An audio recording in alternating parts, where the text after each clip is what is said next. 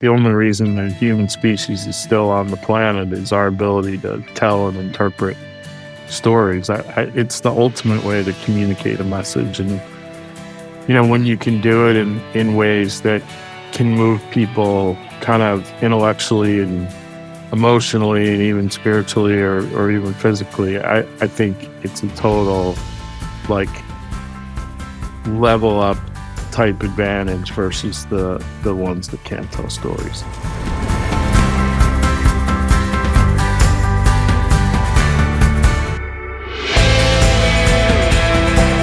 Welcome back to another episode of Stories That Move. I'm Mason Geiger, and I'm here with my co-host, Matt Dool. Today, we're diving into a conversation with someone who has built and scaled companies, transformed cultures, and now helps leaders do the same around the world. Our guest today is John Ratliff, the managing director of Align 5 and CEO of Scaling Up Coaches. John's a serial entrepreneur with over 25 years of experience, including founding Appletree Answers, which he grew to 24 locations and over 650 employees before selling it in 2012. And what's really exciting is John's focus on strategy, company culture, and employee engagement. His work in scaling successful companies led him to co-found Align 5 in 2013, where he advises growth companies and family enterprises on strategic issues like mergers and acquisitions. Plus, through Scaling Up Coaches, he's helping support over 2,500 companies globally.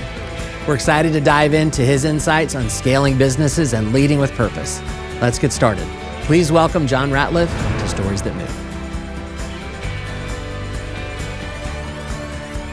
Hey everybody, welcome back to Stories That Move. I'm your host, Matt Dool. With me is Mason Geiger. How you doing today, Mason? Really good. So excited for today's conversation. I think we're going to unpack a little bit of the origin of DreamOn from a different perspective. That's what I understand. So today we have with us John Ratliff, who is currently the managing director of Align 5, a strategic consultancy firm, as well as the CEO of Scaling Up Coaches. So John's been a serial entrepreneur with over 25 years of experience as a CEO and investment banker. John, thank you so much for joining us today. Yeah, great to be here. Thanks for having me. Awesome. So John, to start us off, tell us a little bit about yourself, just kind of introduce yourself and what are you up to in the world today? Yeah. So, interestingly, I was that kid that, when everyone said, what are you going to be when you grow up? I never said fireman or policeman. I kind of always knew I'd probably be, I didn't know the word entrepreneur as an 8-year-old, but I always knew I wanted to own a business. And that kind of led from one thing to another. I did all the kid stuff, paper routes and all those things. And then got to college, started a little marketing company in college. And then when I got out, ended up kind of in the wireless phone space, opened a store, opened a second store, and then sold those 2 stores and opened a really small, couple seat call center company from scratch. Don't do that, by the way. It's my first piece of advice. Because that business is 24/7, 365, and I had 1 employee, so I didn't get a lot of sleep.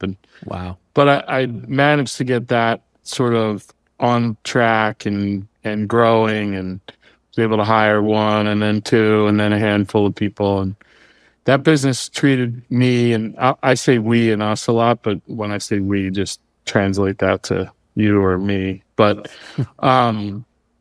that business grew. It took about 7 years to get to $1 million in revenue. And then we started to do acquisitions and bought 24 companies between 2003 until we ultimately sold it in 2012. And along the way, obviously learned a lot about buying companies, but really kind of cut my teeth, I guess, on the whole entrepreneurial journey. I got to buy businesses from families that were second, third generation. The business had been in the family for, decades plus, and started by grandmoms and great grandmoms, and really started to see the entrepreneurial world from a lot of different seats at the table. And so fast forward to 2012, I sold that business in 2012.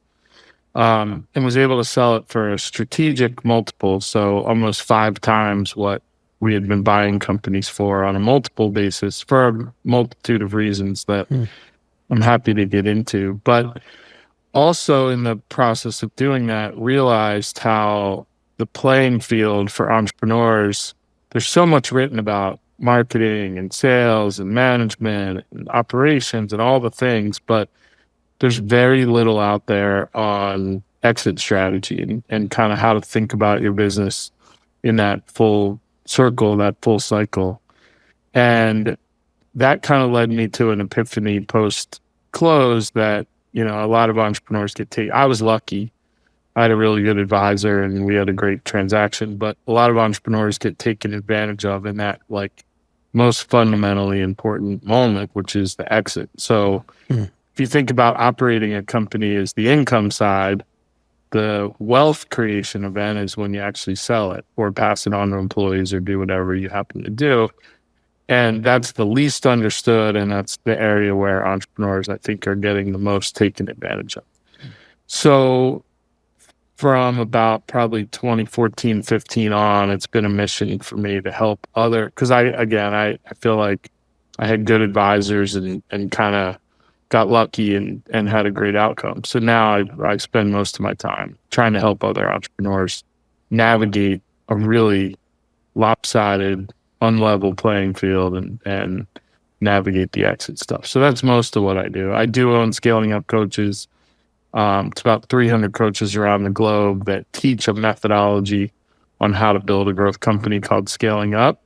And now we're helping those coaches also understand how to help their clients navigate kind of all the way through to their exits as well. And exit doesn't mean sell the business. Exit means one ownership group or individual transferring their ownership interest to somebody else. It could be family, it could be employees, it could be shut the business down in some cases. But when I say exit, it's kind of that all-encompassing, what's next for the entrepreneur moment. That's awesome. So I love it. So for you, let's rewind the timeline here a little bit. So take us back to early life for you. Where were you born? What did life look like for you growing up? Wow. I didn't know we were going all the way back. But so I grew up kind of a middle-class kid, Philly suburbs. Parents divorced when I was little. My dad was a pretty significant player, corporate America style player, was a C-suite executive at a Fortune 500 size company.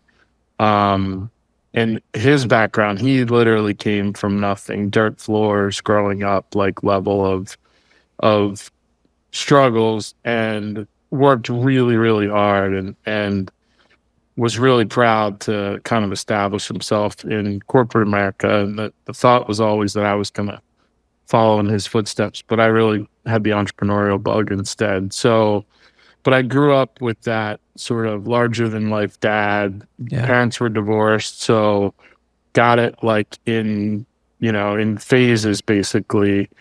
But really learned a lot about work ethic and what's possible and stuff from him, but also was able to be fairly independent because, my mom had remarried and my stepdad wasn't quite as larger than life and demonstrative in the world. So I kind of had a really cool blend of, I had this sort of like rock star corporate America dad, and then I had a pretty like stable kind of household to grow up in where I was able to establish my own identity, which interestingly, I look back and think that was one of the most important things that ever happened to me in a good way, was to not grow up under this massive shadow. And that sort of shaped me. I was a business junkie from, early days. Went to college, University of Delaware, close to home. And then I got out of college, and that's when I started the wireless phone business, mostly at the prodding of my parents that I'd been about 6 months, no job. And they're like, you're going to do something, right?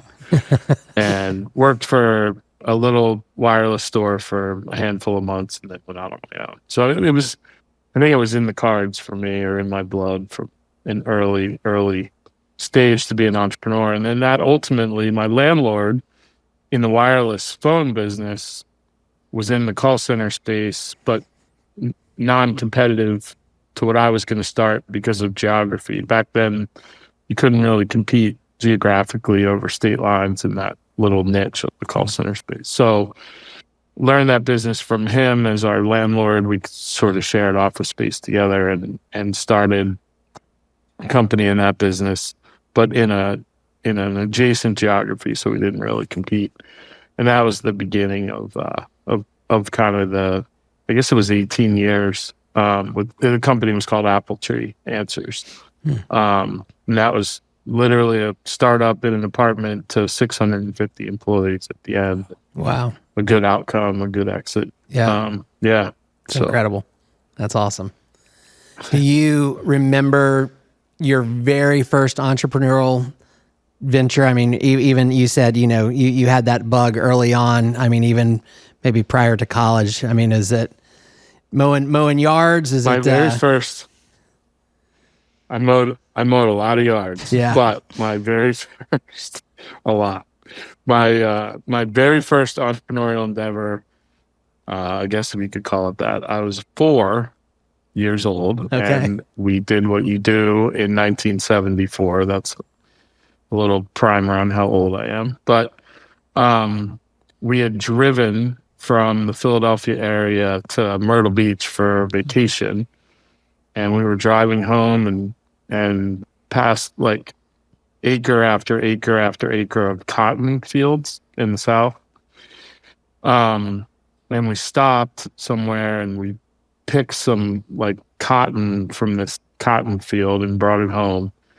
And somehow I managed as a 4-year-old, back when you could do this, to go door to door, and I sold like these cotton plant things to our neighbors as a 4-year-old, which became one of those folklore stories among, specifically my grandmother was the most amused by that story, because she and also my biggest cheerleader. But yeah, she'd love to tell her friends that my entrepreneurial journey started as a door-to-door cotton ball salesman as a 4-year-old. But it was just always sort of like, I was the lemonade stand kid, right? I was always looking for the opportunities to do different things. So I love that. Paper routes, you name it. I mean, I did all that stuff. The funny sidebar there, I guess, like if you really want to look at, all right, what was the true like entrepreneurial start? We lived in this neighborhood that backed up to a tiny little ski resort. So it was only open for about 3 months out of the year, but it was literally it was adjacent to our property. So I grew up there from the time I was a little kid and learned how to ski at a young age, and spent all, like, if it was in season, and it was called Chad's Peak. If Chad's Peak was open, my brother and I were there all the time, literally any minute they were open. And because they were so small and in such an out-of-the-way area, they had a hard time finding employees. So a lot of me and my friends worked there as teenagers. And ultimately, by the time I was 16, the resort had changed hands. The new owners really didn't know what they were doing. And I de facto became the manager. I had 25 people reporting to me in 11th grade at this ski area in my backyard. And then I convinced them to let me take on the snack bar rent-free, and I would split all the profit we made. So yeah, I was running like a food service business and a ski area, and not doing well in high school. And that was like my big, and this all seemed perfectly normal to me as a 16-year-old, but in hindsight, when I tell the story, I always laugh and think, the hell was going on back then? But so wild. What good times. Yeah, what were some of those early learnings for you? Like, I mean, kind of being thrust into leadership roles at a young age, and probably not having a whole lot of models in front of you. I have an unbelievably distinct memory as a 16-year-old. They had the reason I ended up in the role of general manager was there was a general manager there, and the two owners were research chemists at DuPont, and they were Taiwanese, so they didn't speak a ton of English. So, and I didn't speak any Taiwanese, but I could kind of like figure out and translate it. So I got the privilege of firing a 32-year-old kind of like sort of sketchy journeyman ski area manager when I was 16 years old. And I remember distinctly about halfway through firing him, no clue what to say other than you're going to be fired today. And having this moment of, this guy's going to kill me. I'm not going to see my 17th birthday because it's going to end. He wasn't really happy to be fired by a 11th grader. Yeah.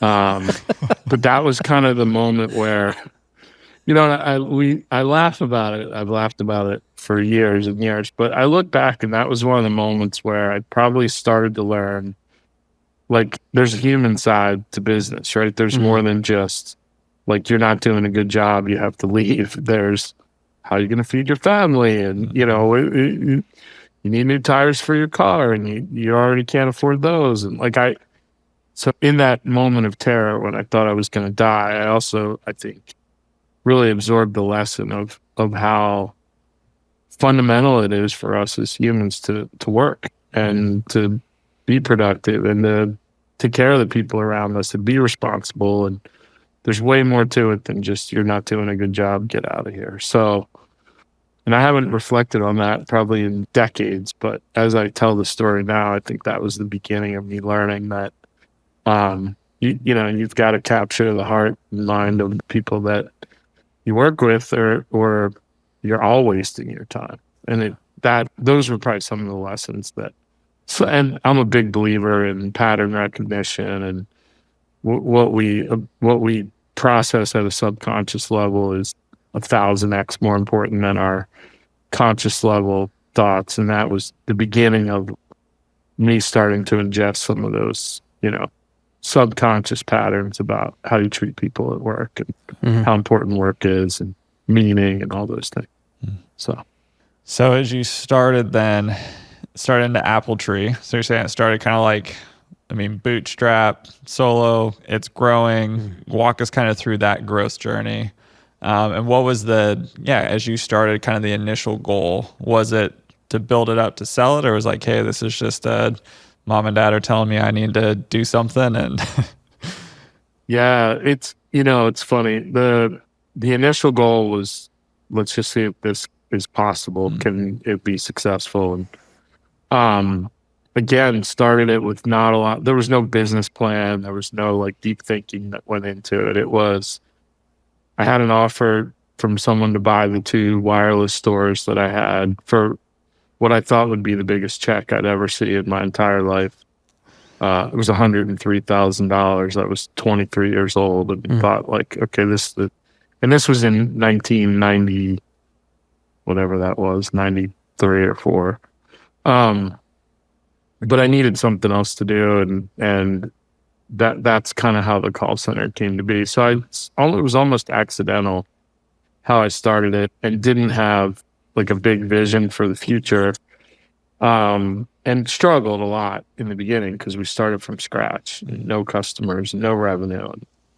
I mean, I couldn't even pay my apartment/office rent in the beginning. But I was referred to a marketing guy I want to say it was 1997.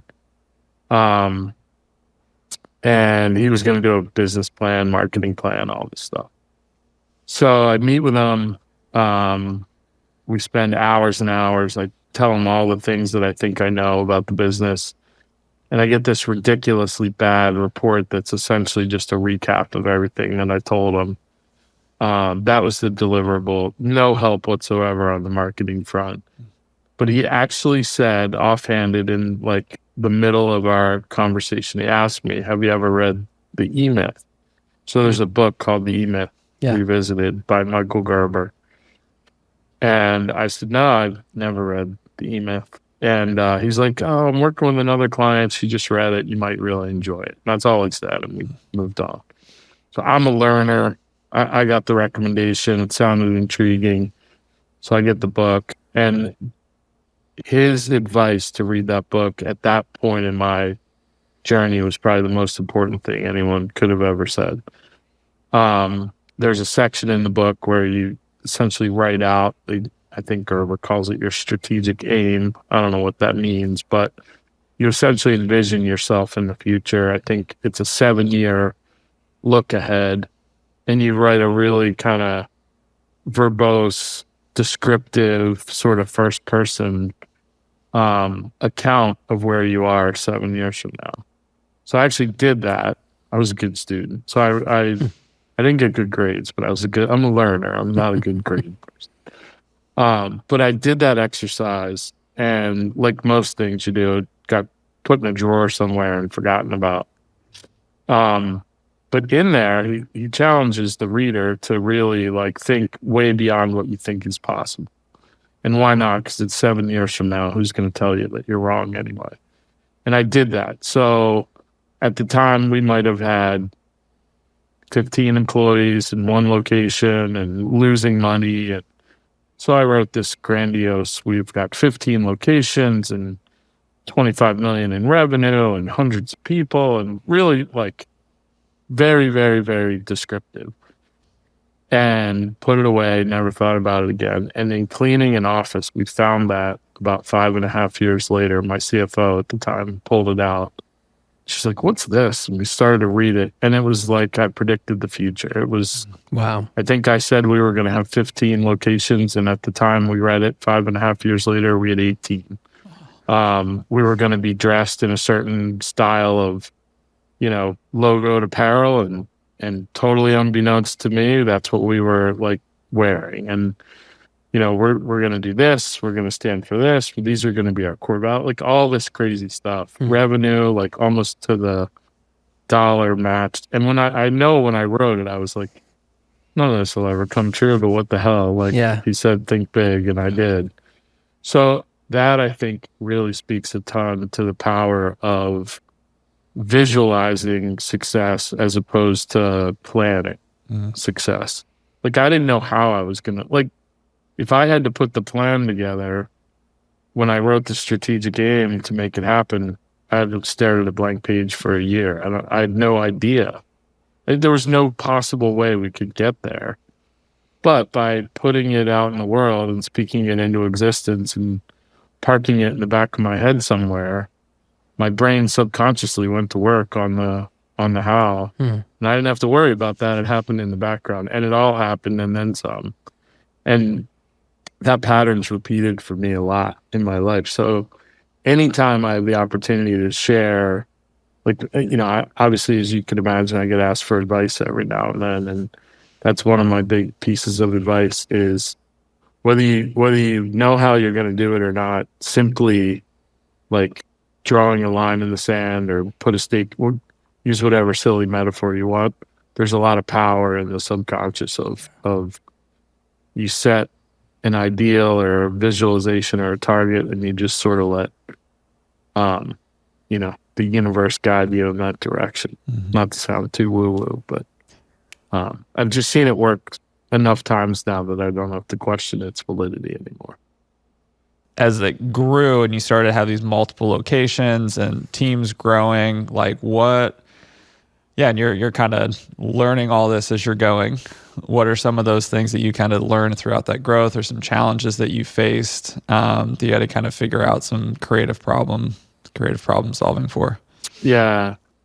That one of the watershed moments for me, and I think this is really important for entrepreneurs, many of us start in an industry or a vertical or whatever it is, and we think we can't talk to our competitors because they're going to steal all of our ideas, and we're all alone, and our friends don't understand, and we end up on this really like sad island of, things aren't going the way we want. I don't have anyone to talk to. It's, just this downward spiral of stuff. And I was in that boat for sure, and ended up, we were upgrading our equipment platform that we use to take calls and stuff. And that company that created the platform we ultimately bought, there were about 250 other customers of theirs that had come together and formed a users group for that equipment. So it's a membership organization. You paid to be a member, but you could get together and talk about what I thought were going to be all the technical challenges with that particular platform. And then what I found out was that was about 25% of it. 75% was, how do you run a business in this space? How do you find better people? How do you like, so as soon as I found a tribe or a community of people that were also entrepreneurs, that were also in the same space, and I realized, number one, I thought I was the only dumbass with all these challenges and mistakes, and I thought they were all my fault. I'm like, wait, you all have these employee problems, customer problems, vendor problems, telecom problems. Like, and the consistency of the problems was striking, that what I thought were totally unique to me were almost universal challenges in the space. So that was when I kind of learned the power of community and making sure that you have a peer group of people to go to. And again, when I talk to young entrepreneurs, that beat that drum as hard as I can, that you need to have, because it's not going to be your high school friends, it's not going to be your college friends unless they happen to be entrepreneurial as well. It really gets lonely when you choose this life, and it's the most rewarding. I can't imagine doing anything different because you have autonomy, which I think is the greatest gift you can give yourself. But with autonomy comes a tremendously lonely experience. Yeah. So Yeah. find your tribe is my definite piece of advice there. That's great. So that's what I learned early on was not alone. The other interesting thing, the business was harder to run with 12 people than it was with 112, 212, 512. So as the business scales and you can start to properly delegate things to other people, you can go way farther as a team than you'll ever go on your own. And I think a lot of entrepreneurs have one or two bad delegation experiences, which in hindsight really were more likely abdication. They weren't really delegating. They were just tired of doing something and gave it to somebody else to do. And then we're so happy to have it off their plate, they never followed up to make sure it was done right. But you get in these cycles where you start to do some of that and it doesn't work out. And then all of a sudden you think you have to do everything completely by yourself. So that was the other big lesson for me was the bigger we get, the better the team we build, the more we can get done without requiring heroic effort from me. Because the early days were horrible. I mean, they were 80, 90-hour heroic effort weeks, week after week after week. Yeah. And I just thought that was the forever way it was going to be.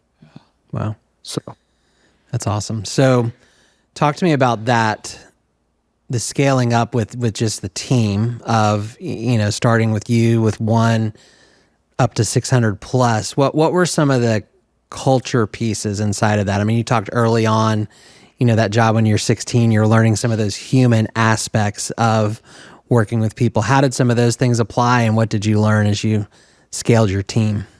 Yeah, just from a straight learning perspective, I think what leads us to be entrepreneurial is we're probably not normal in our ability to tolerate risk. Like, we can tolerate risk at a higher level than many. But I also think that we're also very, very picky and particular about how we want things done.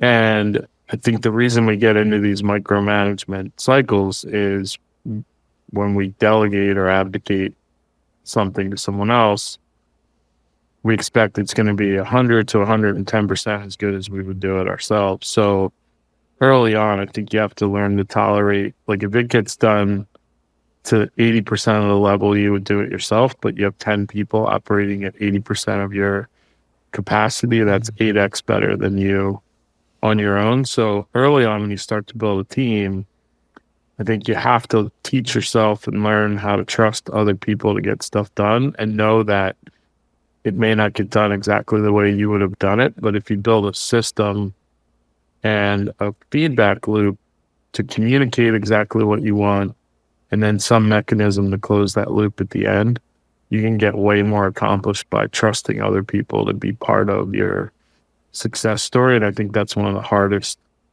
as you make the transition from startup to a company that's starting to scale, one of the hardest transitions is literally letting go of things that you held really, really kind of near and dear, and not sort of letting go, but then micromanaging the poor person that you gave it to. So now you're wasting their time and still doing 2/3 of it yourself. So the early stages of building a team for me are obviously you have to choose wisely, but you also really need to be thoughtful about giving them enough leeway to make decisions, be part of the process, and people are going to make mistakes. I mean, you can't react to mistakes as I'm just going to do it myself. And and we've worked with thousands of companies, and the ones that tend to scale the fastest are the ones that are willing to fail a lot and fix their mistakes, and the ones that tend to get held back and not scale are the micromanager entrepreneurs that just can't tolerate any, like, if it's not exactly to their spec or standard, then they take it back on, and they just never get out of their own way. So that was the early team building lesson, for sure. How long did it take for you to sort of develop that muscle of just realizing that the art of letting go and building that trust? Yeah, so let's see. I started in 93, 03, 13, 23. That's 31 years ago. So I think it's about a 35-year lesson because I'm still not very good at it. But you reach a point, I think, if you're really scaling and growing, and again, this is a kind of common theme story, not just my story, but if you're gonna hold on and micromanage like that and still grow, you reach a point where you just can't do it anymore. So sheer exhaustion and like you've run out of will is when a lot of entrepreneurs finally make the switch. But a lot of entrepreneurs hamper their growth so much that they never get to the point where they're completely burned out and they end up in that cycle forever. For me, luckily, we were growing really consistently over a long period of time. And eventually I got to the point where, like it or not, I couldn't micromanage anymore. I just didn't have the cycles to do it. I think there's a way smarter way, and that's learn how to delegate and not burn yourself out to the point where you're so desperate you like let someone off the street could have come in and run the business and I'd have been fine because I just couldn't do it anymore. Yeah. Like I literally had enough. So, that's one of those early, and they don't teach like many of these important entrepreneurial skills. They're not really taught even in, college and grad school. You just sort of have to learn them by hopefully studying someone else's dumb mistakes and not doing what they did. But for me, I just had to learn them through painful life experience. Yeah.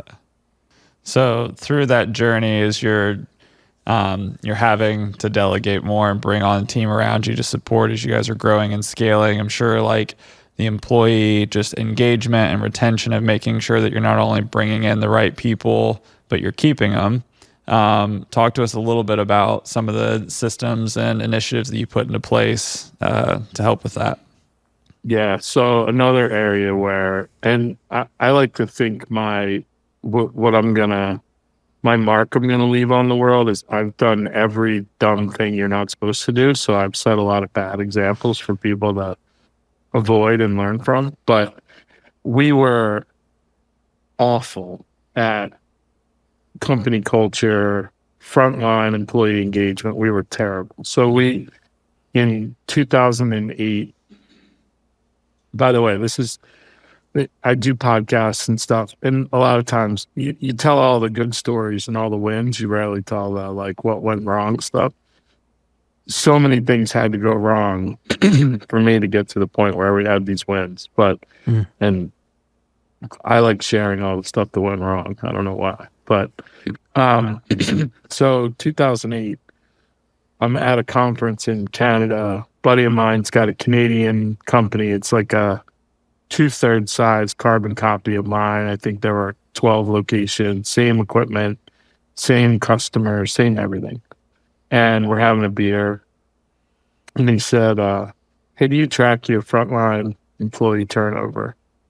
And I rolled my eyes and I said, yeah. He's like, what is it? and involuntary turnover. And I said, we're like at 115%. And this guy, who's still a good friend of mine to this day, I'm going to see him in a couple of weeks. He looks me in the eye and he's like, that's great. And I was like, great. I said 115, not 15. He goes, well, you know, our industry average is about 150. We're at 135, and you're beating the industry average by almost 50%. And I'm like, why do we tolerate that? That's really stupid. And that kind of started me on a journey to figure out, like, and we had 115% turnover if you were an hourly employee, and we had 3% turnover of our salaried employees. And we were about a 1-to-5 ratio of salaried to hourly. So you can imagine what a fun place that was to go to work. Like, talk about haves and have-nots. Two class. I mean, it had every problem you could possibly imagine. So that's when we got really serious. I own Scaling Up Coaches today. We were a scaling up methodology company back then. Part of Scaling Up is quarterly themes. Like, you pick one big problem or thing you want to accomplish every quarter. You get everyone to kind of put their shoulder to that wheel. So our third quarter of, I think it was 2008, we decided we were going to really try and get on top of this frontline turnover problem.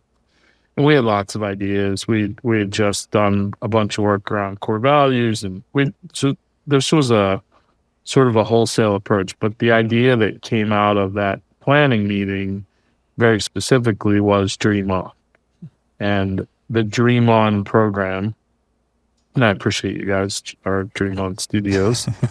The DreamOn program was essentially similar to the Make-A-Wish charity model, but it was for our in-house staff, and salaried or hourly, it didn't matter. But we decided we were going to create kind of this Make-A-Wish model internally.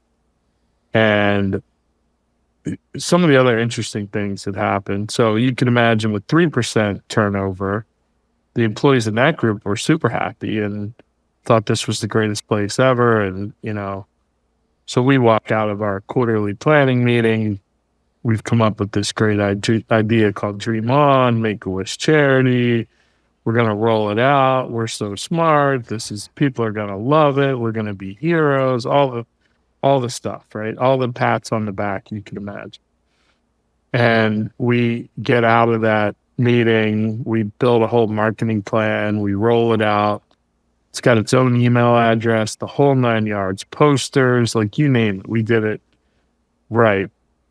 And a week goes by. And we're, at the time we're about 450, 500 employees.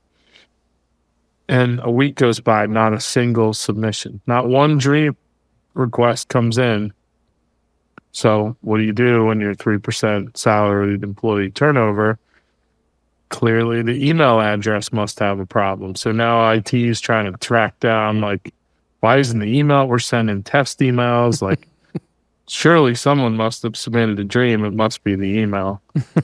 So we do another big push. The email was fine, by the way. We do another big push. Finally, about 17 days after the launch, we get our first very humble dream submission. It's from can't make this up. It's from an employee in St. Louis. We have an office in St. Louis.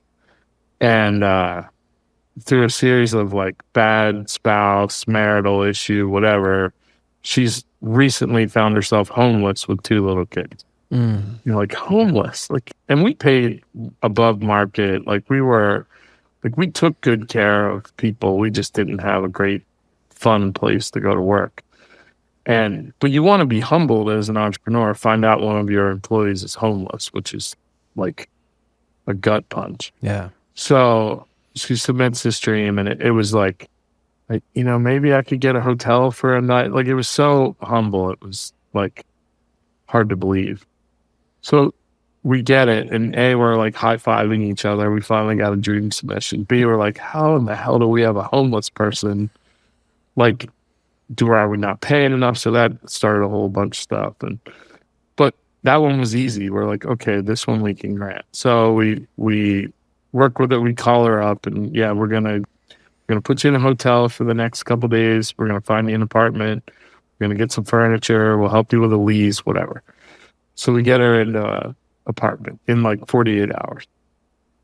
And but and we didn't have a lot of rules around DreamOn, but one of the rules was everything is confidential. We're not going to share your story like publicly. So we're like, damn it, we're trying to get this thing off the ground. We have this amazing story. It's confidential. So we send out an email that's like, yeah, a dream's been granted. That's all we would say.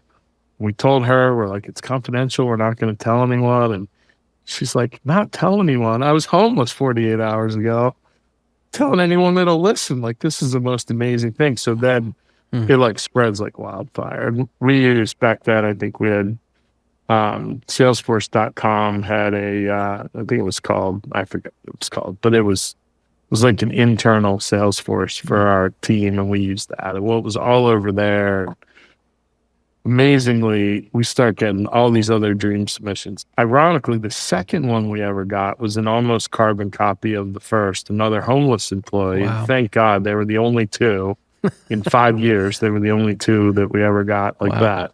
But we did the same thing, and then we get this incredible range of stuff. Everything from, I never got to take a honeymoon to we had an employee in Puerto Rico that had written a book of poetry, Spanish poetry. She wanted it published. We printed like 1,000 copies of a book. Like, we did all this creative anniversary parties. We bought headstones on a couple of occasions for like just the most random weird things. But that program really, I think, was kind of the tipping point moment for us to totally change our whole like mindset, ethos, everything around specifically the frontline employee and what it's like for them to go through a day-to-day existence relative to other people that are in different circumstances. So it of all the things we did, and we did a lot, but DreamOn, I think, was probably by far the most impactful. Our turnover went from 115 to 18% in about, I don't know, it was 12 to 18 months or so. And it wasn't all DreamOn, but it was a shift in our mindset that was driven largely by DreamOn. So you said 115. Hell of a story. 115 to 18. And the industry average was like 150? 150. Yeah. So we had almost a 10x advantage on our industry. Wow. And by the time we sold, it was about 500 frontline employees. And if you just do simple math and you say conservatively it costs $5,000 to hire a new frontline it's 6 to 8 weeks just of training to get somebody ready. So if you're turning over, if you've got 500 and your turnover's 115, you're hiring 575 people a year. It's bananas. At 5,000 a piece. Like, it's crazy. So that was one of those hidden costs, and it doesn't show up on your P&L as turnover. It shows up in like 9 different buckets. The other interesting thing, our customer churn got better by about a 4 to 5x multiple. So 400 to 500% improvement in customer retention. That definitely doesn't show up under turnover anywhere. That shows up on the revenue side of the ledger. So we stopped measuring the ROI of all these programs, DreamOn especially. But we used Amex to pay our bills. So we had a bunch of Amex points. Like, we were creative about how we funded it, but our KPI was how many more dollars can we put into DreamOn, because the return on investments like immeasurable. Wow. Like off the charts immeasurable. Wow. Yeah. So I think it really was kind of the fundamental like part of our whole story. Yeah. It's pretty cool. That is awesome. And for our listeners who are listening and like, wait, hold on a second. DreamOn Studios, DreamOn. So wait a minute. Wait a second. So there is a connection for us. So Tim Early, our financial partner, investor here at DreamOn, was at a scaling up boot camp where I believe, if I'm getting the story correct, connected with you in this program, sees the video of DreamOn, comes back. So I think the first meeting we had with Tim where he said, hey, video is going to be a major part of my business. He was network partners at the time. And you got to see this. And he showed us the video. Yeah. And so we got to see some of the testimonials of your people. And I mean, I just remember sitting at the conference room with Tim and just these amazing, amazing stories. And that's where Tim turned to us and said, hey, I want to do this. I'm all in on this. And I want you guys to be my video guys, and let's call it DreamOn, and it was boom, boom, boom. So that was the beginnings for us and just some of the vision pieces. So we're grateful to you for that incredible program and ways it's even influenced our business from the beginning. So that's really cool. It's such a great story. What I really admire about Tim is probably one of the best students we've ever had. I mean, my running joke is if we told Tim to move that plant and stand on his head on that table for 10 minutes while we did our interview, and it's going to help your business, he would just do it. Like, he's been such a great student. And that video that you saw relative to DreamOn was actually, we had an in-house full-time documentary filmmaker on our team because we were trying to drive culture across 24 locations and hundreds of employees. Back then it was hard to do. I mean, this was 2008, 9, 10, like, video was obviously there, but it was a little bit more difficult to really use it in a day-to-day sort of way. So we brought a full-time resource in to do that. We told our stories via video, but we taught our team how to tell their story via video as well. So we had a private YouTube channel that we actually made public, but it was really just for internal use. And we'd have a prospective customer come and say, why you guys over any of your competitors? And we would just say, just go to this YouTube channel. These are our people. And this is all self-made content. This is how they communicate with each other. Just pick some videos and watch.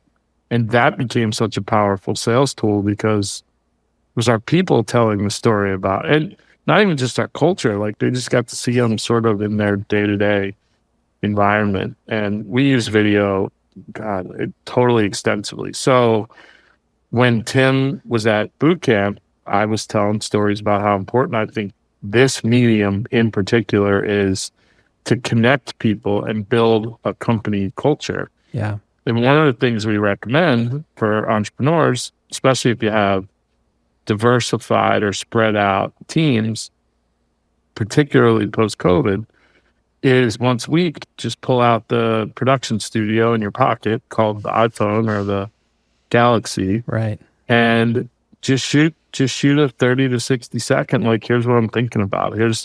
Hey, this happened this week. This went well. This didn't. I'm thinking about this. Maybe next week we focus on this and have a great weekend. We teach entrepreneurs to do that. Only like 1 out of 10 ever even take us up on the idea. But the ones that do, 100% have come back and said, one of the most important things we've ever done. There is a power to video that doesn't exist in any of the other mediums. Now, Michael Dell used to do it with an email, and Greg Bredeman was a turnaround specialist, Burger King, Continental Airlines. He would do it via voicemail. I believe really strongly it should be video, and it should be organic and kind of like from the heart. But so Tim, that was the beginning of his sort of buying into this idea that video is an important medium. Yeah. And that's where, and then DreamOn obviously was a follow on from there. So. No, I love that. Tim's an unbelievable entrepreneur. Yes. He is. No, and just, so amazing to us. And our biggest cheerleader and coach. And can't be more grateful. I love how you started though with this program with, just great intention of how can we pour into our people, but let's keep it quiet. Let's keep it confidential. And the turning point was telling the story, like the power of story and what happens, when you do that is just so amazing. So I love that.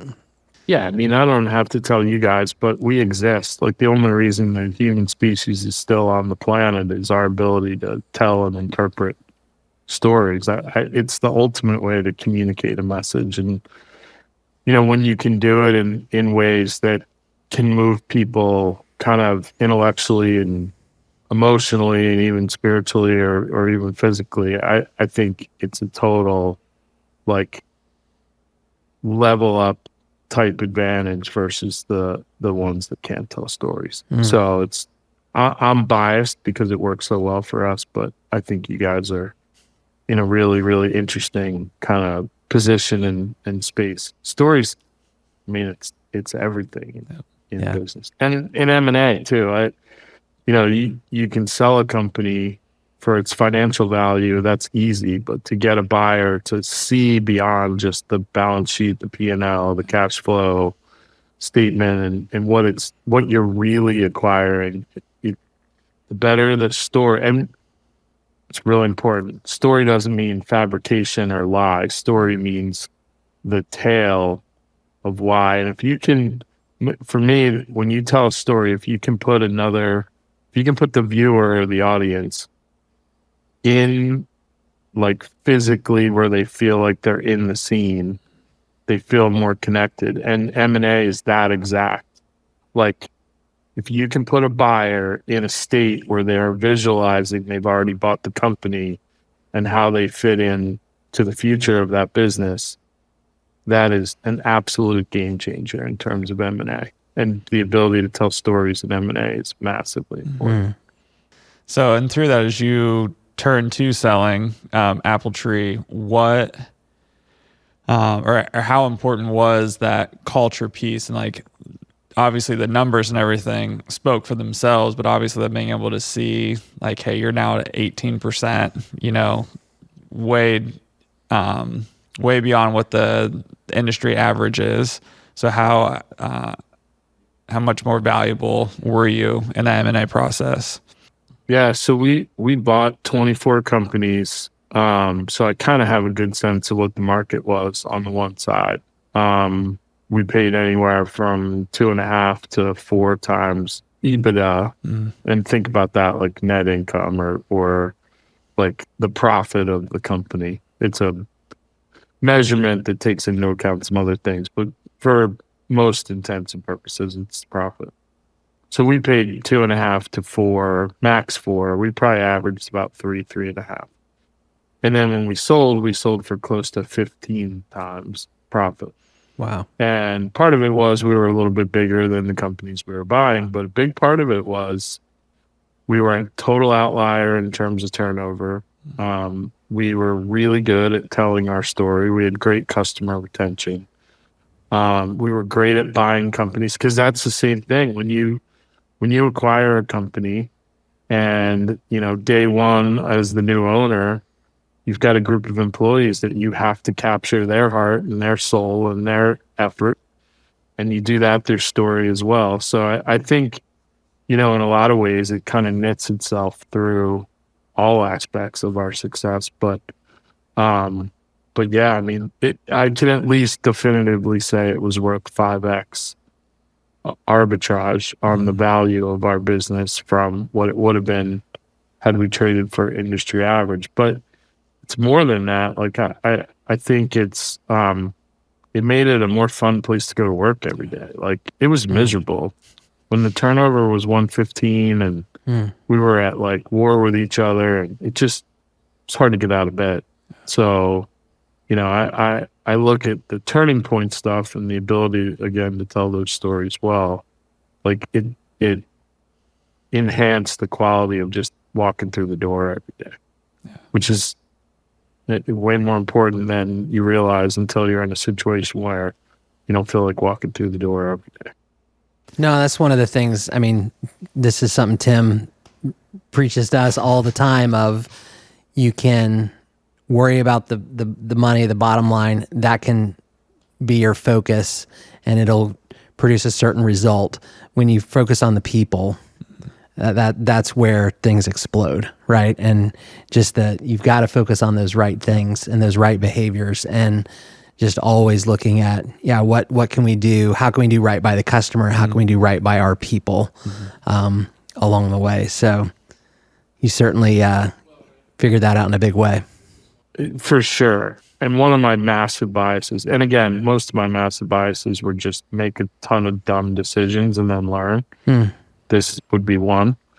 But I think about some of the companies where you have a suboptimal style experience on a pretty consistent basis. Airlines come to mind, some hotel chains come to mind, but there are categories of companies and certainly individual companies that have enough critical mass, they do enough business, but they're just not like, you just don't get a good feeling when you're a customer, and you kind of know that like you just signed up for a lousy experience. It's part of the entry fee.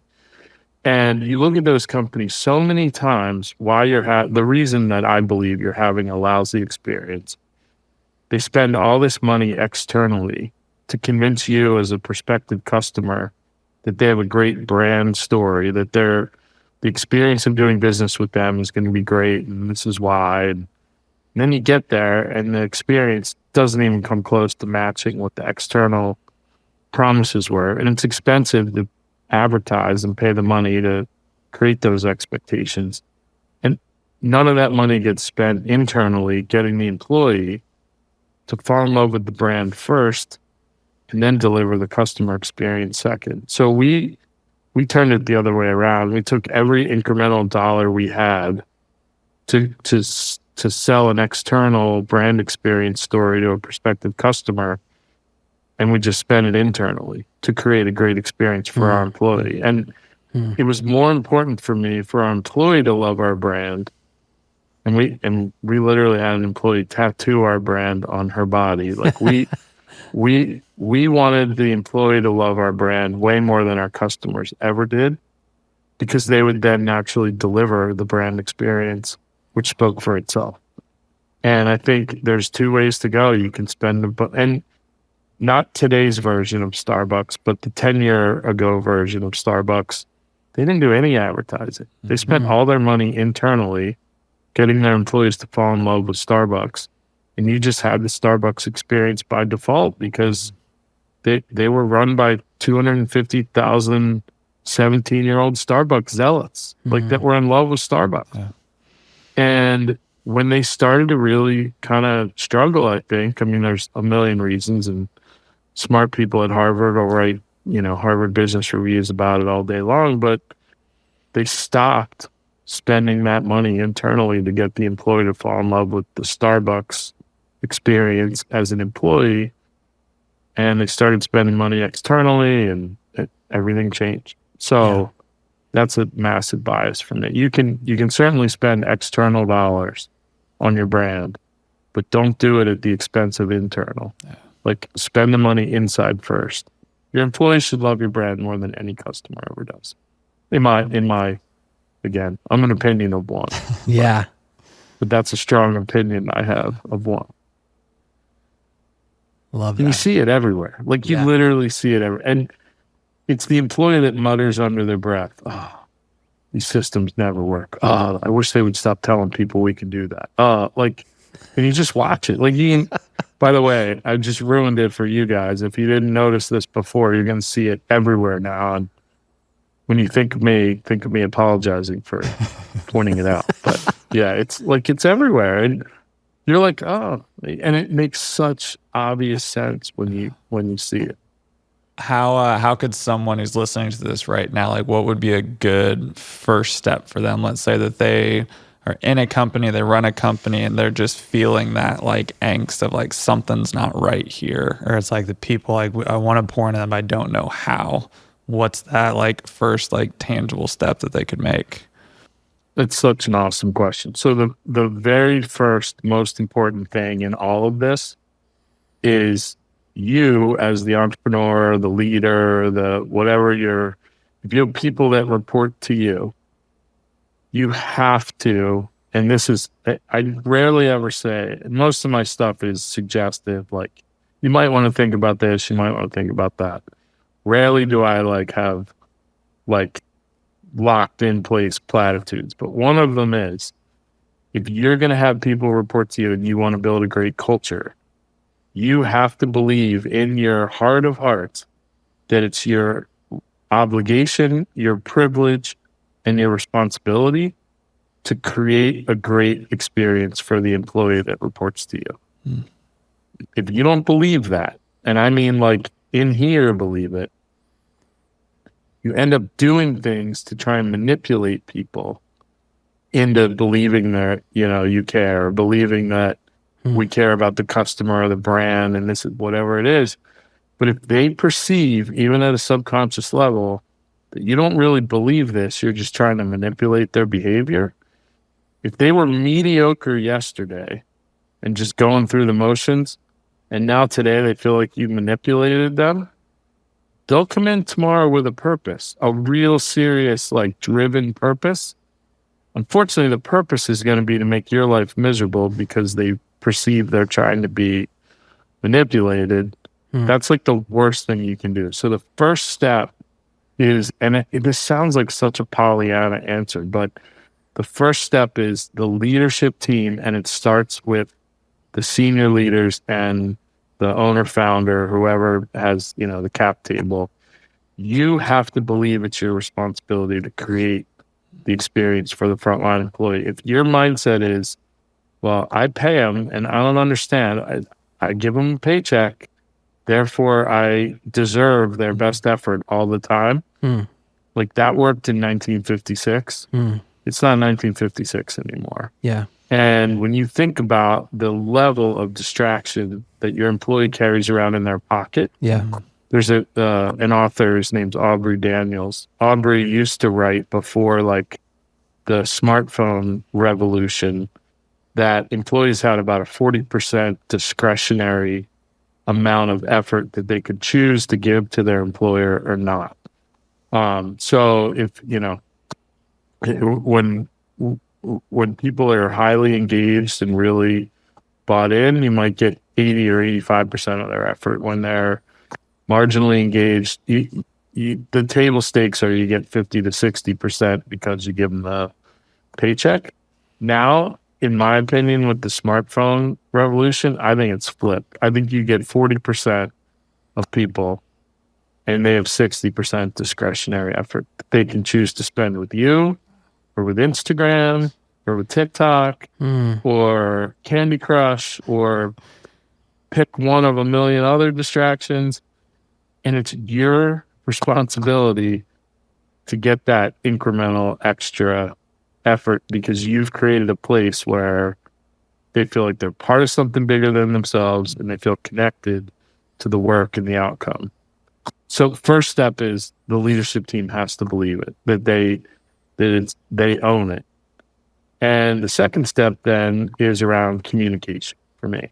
I think most companies where culture is either waning or mediocre or an afterthought, the leadership team doesn't feel it's necessary to really communicate what they're thinking, what the vision is, how each individual connects to this bigger idea, all those things. So step one is you got to believe it. And step two is you have to over communicate the why behind what's going on. And I'm not a big generational, this generation, this or that, but I can, from that perspective, say it's never been more important because we have instant access to information 24/7, 365. In my view, it's never been more important than right now to over communicate the why behind your purpose and what you're asking people to do and how you see your customer delivery process and how you see the experiences you want to create, all those things. I don't think we can communicate enough. And I think mediocre companies don't communicate enough. So those would be step 1 and 2. And then there's 2,000 more, but you have to get those, like those are the front dominoes that have to go down to make the other dominoes work to me. And last thing on that, and then I'll go. It's a process, not an event. Like so many times we're like, all right, we're going to fix the culture around here. And then through like a set of miracles and hard work and everything, like all of a sudden the culture's good. And then you get distracted by 58 other things and you forget, like, and then all of a sudden the culture sucks again. And you're like, wait, well, what happened? Like it has to be an ongoing, like just part of your DNA to always be thinking about. We had at Apple Tree, any employee that had at least one direct report had a little plaque, like tombstone style sign on their desk that said, what can I do today to make the employee experience better than it was yesterday? We wanted everyone asking themselves that question all the time. And it was massively big things like, hey, our vacation policy needs an overhaul, to the tiniest of like dumb things like, hey, the wheel on this chair is loose and it's squeaky and people hear it when I'm on the phone. And it was everything in between. Like, we were in constant search of all the tiny irritants. How many employees have quit companies because they got hand-me-down technology that isn't necessarily the best, doesn't work well, they're not really productive, and all of a sudden they wake up and they're like, not sure I like this job very much anymore. And they don't even know that it's because they have shitty technology or whatever it is, but these little irritants that creep in and they're like, yeah, I'm going to look for something else. This isn't really doing it for me. So it's big things, but it's a lot of little things too. And again, you're never going to be perfect, but if people think that you care and you're noticing, like, hey, that wheel, that's really squeaky, maybe we should get that replaced, versus it's been squeaky for 3 years and nobody seems to care enough to fix it. Like, those are two, it's a $5 problem either way, but one can be a $5 problem that drives a frontline employee away, and the other one could be, wow, they noticed that was squeaky. Like, that's pretty cool. Like, for $5 one way or the other, the delta in experiences is massive. Yeah. So it's just got to be part of your DNA. Well, John, when you write the book with the 2,000 other dominoes, I want to be first on the list for that one. What are you excited about for the future as you think about your work with Align 5 and your coaching business? What's got you excited? Yeah, it's interesting. We've obviously, at the risk of like sounding ridiculously obvious, it's been a challenging 4 or 5 year cycle in business.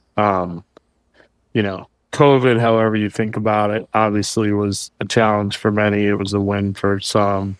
But all the follow-on stuff that I think we don't even really realize, but work has changed pretty dramatically from the seat at the table that I have, or the view from the seat at the table I have.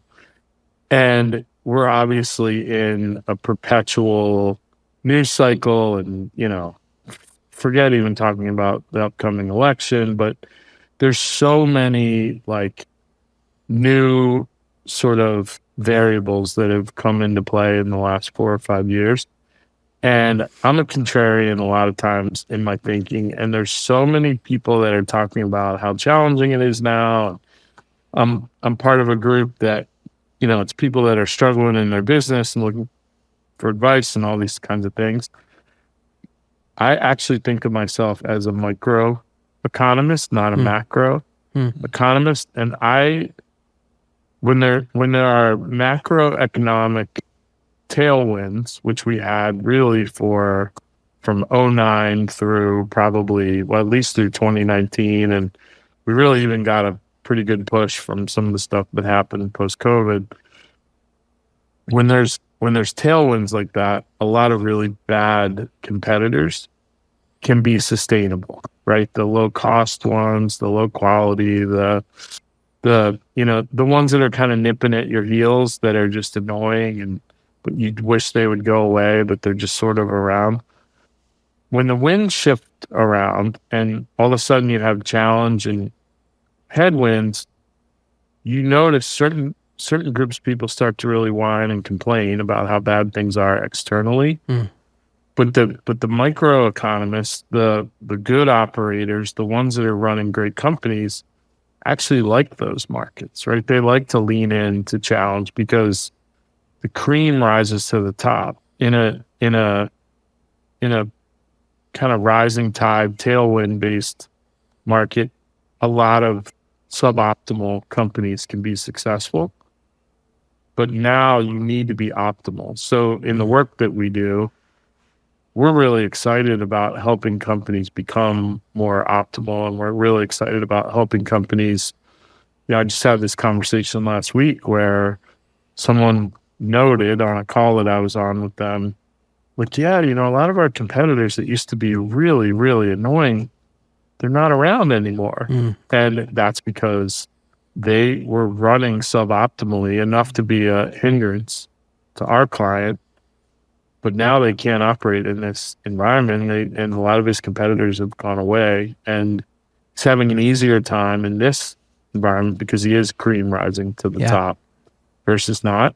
So I love like contrarian style trends. I love kind of when we're in situations that maybe we haven't seen before. I think I said early on, I was a business geek from the time I was a little kid. And this current environment, we haven't really been through a lot of inflation, like is a fascinating sort of dojo to look at.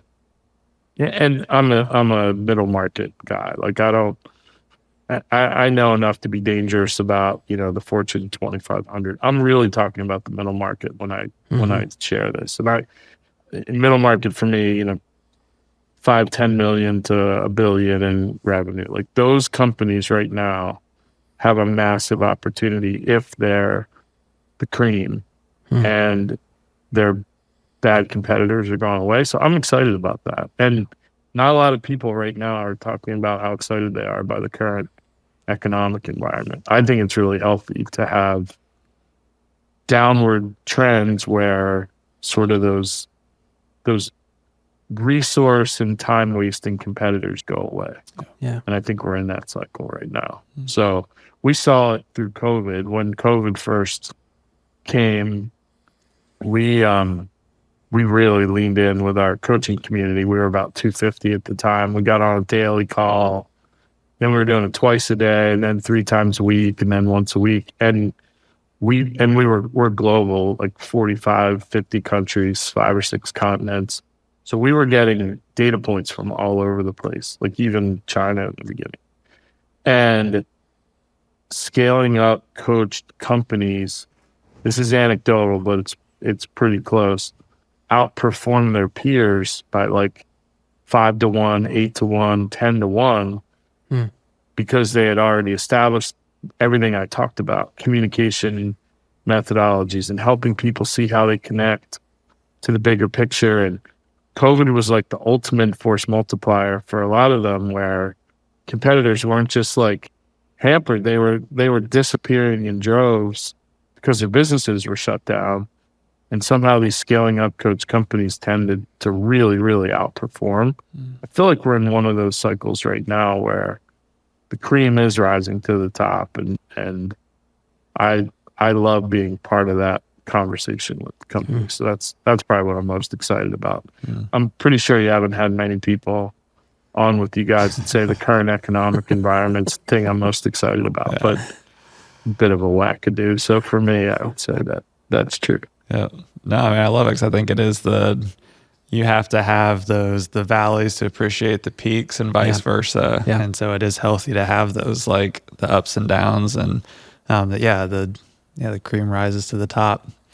I mean, I feel like we could sit here. Well, think about you guys. I'll land on this with you guys. I mean, I know through Tim that you guys take a tremendous amount of pride in the work that you do and in the ability to tell a story and get the message not right, but just right. Like to get it where, you take a viewer on an emotional journey and we're going to take them to here and then we're going to drop down, but then we're like, the attention to detail in your craft is notable. And you look at your peers in the space, again, 3, 4, 5, 6 years ago, there were a lot of people telling stories that weren't taking that level of precision and care, but were your competitors because you didn't have to be that precise and care that much. So all those competitors kind of got drug along with the with the rising tide. Well, now the tide's turned. It is important to be that precise, and that's a win for you guys, because those, that with all due respect to the kid, but the kid that just got his 3-year visual arts degree from community college that launched his own video production studio. Yeah, they're on every corner. Well, they're not on every corner now. Like it you don't want those, like, again, sort of nipping at your heel competitors around. And we're in a space now where they're going away. Yeah. All right, that's enough on that. Yeah. Yeah. I appreciate that. Yeah, I mean, we are very we're advocates of, like, details matter. And it's like, if you focus on excellence and always under promise, over deliver, focus on the client and what's going to be best for them, we're always looking to play the long game, and so do what's right. And so we love the stories that we get to tell, and we're passionate about that. And grateful for what we get to do every day. Yeah. But as we start to wind things down here, one question I had coming to this I'd love to get your insights on as we wrap it up is, how has through your journey, just wide range of you grown and scaled, how has your definition of success changed or shifted? Yeah, great question. So for me, I alluded to it at the beginning, and I'll kind of double down on it now, I guess. I think the middle market entrepreneur is the most abused of all the different constituents in the kind of business landscape. So the startup entrepreneur gets tons of attention, right? The local chambers of commerce and ribbon cutting and tax benefits and all these things. And 8 out of 10 of them fail. So they take all the kind of early momentum, and some get it and some don't. The 2 that don't fail then start to scale. And as they start to scale, they're forgotten about by the startup ecosystem because they've moved beyond that.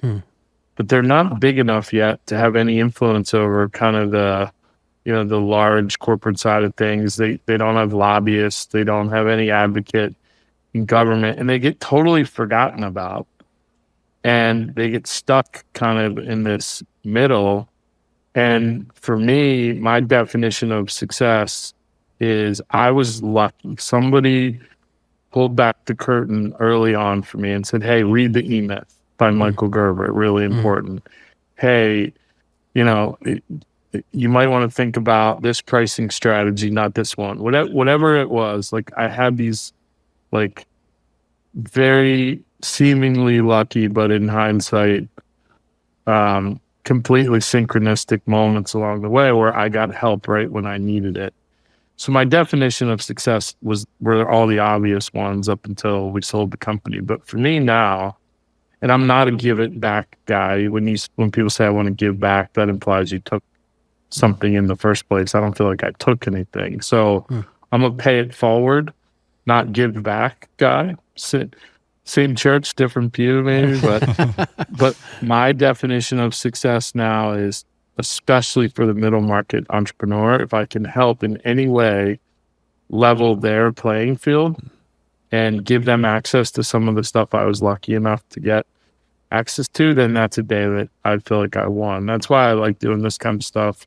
If and literally I mean this, if one person listens and gets one idea that helps them not get taken advantage of in one thing, then this was totally worth my time, effort, and energy. So for me, that's success. That if I can pay it forward and have, and again, as a microeconomist, it doesn't have to be 1,000 or 1,000,000 people. One person's enough. If I can move the needle for one person, then that's a successful day for me. So, and I know that sounds super like, yeah, of course, platitude. That's what everybody says. But I mean that. I wake up every day and think, how can I help one entrepreneur not get taken advantage of today? Because, I mean, you guys know, this is hard. Yeah. Right? Yeah. This is not a like, luxury, fun, like easy lifestyle. To Yeah. scale a company is hard. And to have people take advantage of you solely because you don't know or they've got, more scale or critical mass, like that's nonsense. So that's the person that I want to be a hero to, is because that's my hero. The middle market entrepreneur, I think, is the most important group of people on the planet. They're creating stability. They're creating 7 out of 10 jobs in North America and globally.